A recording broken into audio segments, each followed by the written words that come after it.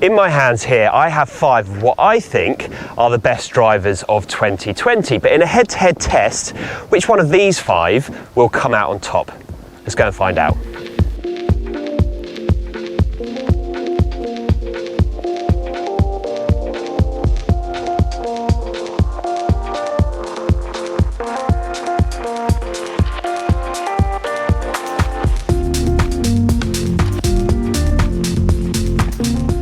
Hello everyone, Neil Tappin here from Golf Monthly and welcome to Bishopsgate Golf Academy, where today we're going to be reviewing the best drivers of 2020. The models we've got for you are the Callaway Maverick Sub-Zero, the TaylorMade Sim, the Cobra King Speed Zone, the Titleist TS3 and the Ping G410 Plus. And we're going to put these drivers up against each other in 5 different categories. There's looks, feel, performance, value, and then an overall verdict. And by doing that, hopefully you'll get a really good idea about what to expect from the driver market in 2020. Right, let's get started with our first category, which is looks.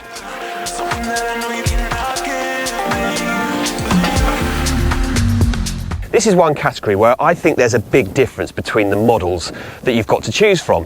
On the one hand, you've got the Ping G410 Plus and the TaylorMade Sim, both of which have quite a lot going on down behind the ball. The Ping with the Dragonfly and the turbulators, and the TaylorMade with the two-tone finish and the carbon composite crown. There's more going on behind the ball with those than there is, for instance, at the other end of the spectrum with the Titleist TS3. Then you have the Callaway and the Cobra that fit somewhere between those two ends of the spectrum. So it really depends on what you like down behind the ball, how much you like going on. If you like a driver that's going to help you align the club correctly at address, then certainly something like the Ping G410 Plus will do that.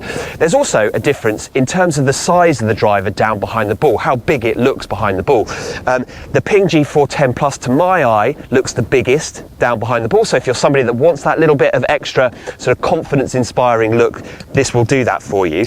And then at the other end of the spectrum, I'd say that the Callaway Maverick Sub-Zero is the most compact down behind the ball.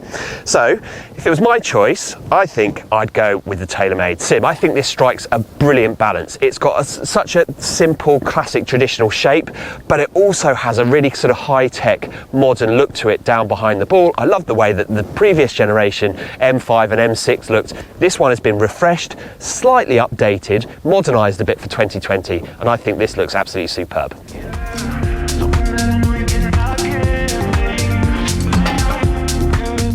So when we speak about feel, what we're really referring to is the sound the golf club makes through impact. And what I'm going to do is I'm going to hit one shot with each of the drivers, and through the microphones, hopefully you can detect how they sound, and you should be able to pick out which driver you think feels the best. I'm going to start with the TaylorMade Sim, because for me, TaylorMade M5 driver last year was the best feeling driver out on the market. I loved it. I love that sort of dull, quite powerful feel through impact. So I'm going to start with the TaylorMade. I'm going to work my way through, and I want you to tell me which one you think sounds the best.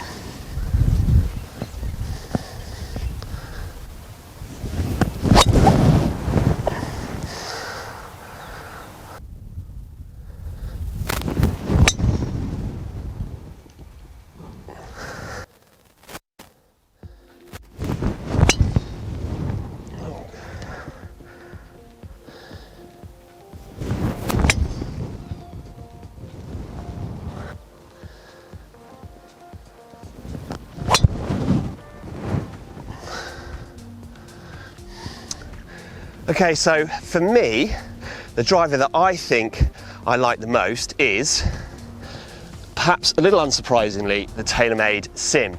It just has that slightly duller sound than everything else still, and for me that equates to more power. I love the way that it feels, but I think that perhaps if you're not maybe such a long hitter, you might prefer that slightly higher pitch sound, that feeling that you can get the ball up and away without having to try quite so hard.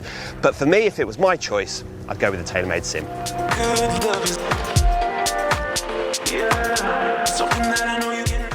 Right, onto the all-important performance data. Now, we did the test at the Foresight Sports headquarters in Guildford using the GC Quad launch monitor, and I was using Titleist Pro V1 X golf balls. Now, it's important for me to say that there were a couple of slight differences in terms of how the drivers were set up, the spec of the drivers. This was down to the sort of availability of the components we were able to get. We got them as closely matched as I think we could, but there were a few differences. And it's also important for me to say that I am not a pro, and I'm certainly not a robot. I'm a 5 handicapper, so you need to take all of this with a sort of healthy pinch of salt. It's just sort of anecdotal evidence as to how the drivers are performing. And what I'm going to do is I'm going to show you now on the screen the data that's in front of me here. And if you want to take a good look through it, please do hit the pause button and go through it to see what the differences are for yourself. What you will notice is just how similar the performance across the board was. There really wasn't much to choose between any of the drivers. I think if I'd gone to Foresight Sports on another day, had another hitting session, the results would have been just as similar, with one driver coming out on top and something else maybe not performing quite so well as the rest of them. So certainly this year in 2020, whatever driver you go out there and you test before you go and buy, you are going to notice just how well it performs. That's something that I noticed. Now, the only other observation I would make in terms of my performance, the experience of testing them all up against each other on the launch monitor, was which driver did I feel like I was in most control of. Like shot after shot after shot, I was able to hit it long and straight. And for me, there was a winner on that front. The Callaway Maverick Sub-Zero, I felt like I was in complete control of. Right from the first hit to the last hit, it just felt like it was sort of working with my swing, working with me really nicely. Now, as I said earlier, that's just a bit of anecdotal evidence from me. You need to take it with a pinch of salt. But if I was picking my favourite driver for 2020 based on the performance, based on the testing that I did at Foresight Sports, it would be the Callaway Maverick Sub-Zero.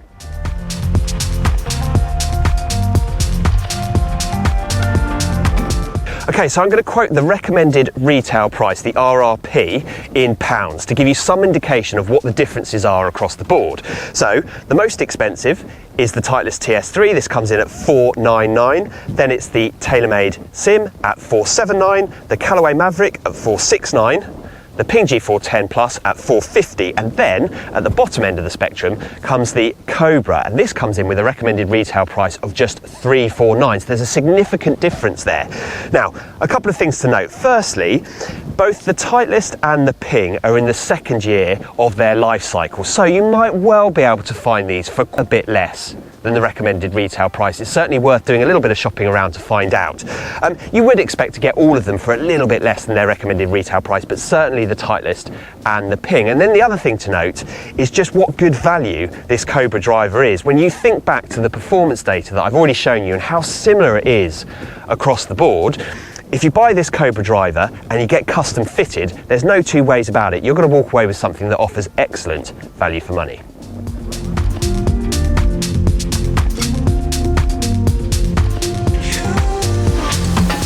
Okay, so on to the all-important verdict. And before I tell you which driver I would put into the bag, obviously I need to say that the performance across the board is superb. I think that if you've been served well by a particular brand in the past, then maybe that's a good way to go. And also, if there's a driver that you really like the looks or feel of, then again, that might well be the right way to go for you.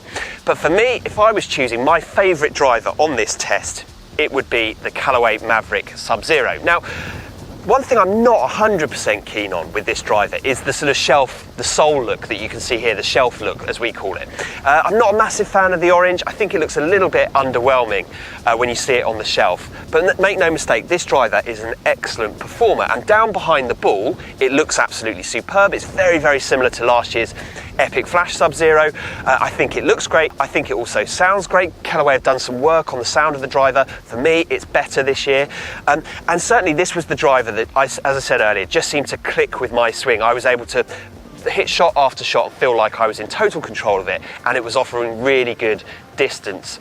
as well. So if it was my choice, it would be the Callaway Maverick Sub-Zero. Guys, there you have it. That's our best drivers video of 2020. If you've liked it, please do hit the like button below, and also leave some comments. We'd be interested to hear your thoughts about which one of the selection we've got in front of us you would go for, and perhaps maybe we've missed something from the list. Let us know. And before I finish, just another quick honourable mention for the Cobra Speed Zone driver. I think this offers excellent value for money, and it is significantly less expensive than the other options that we've got on this test.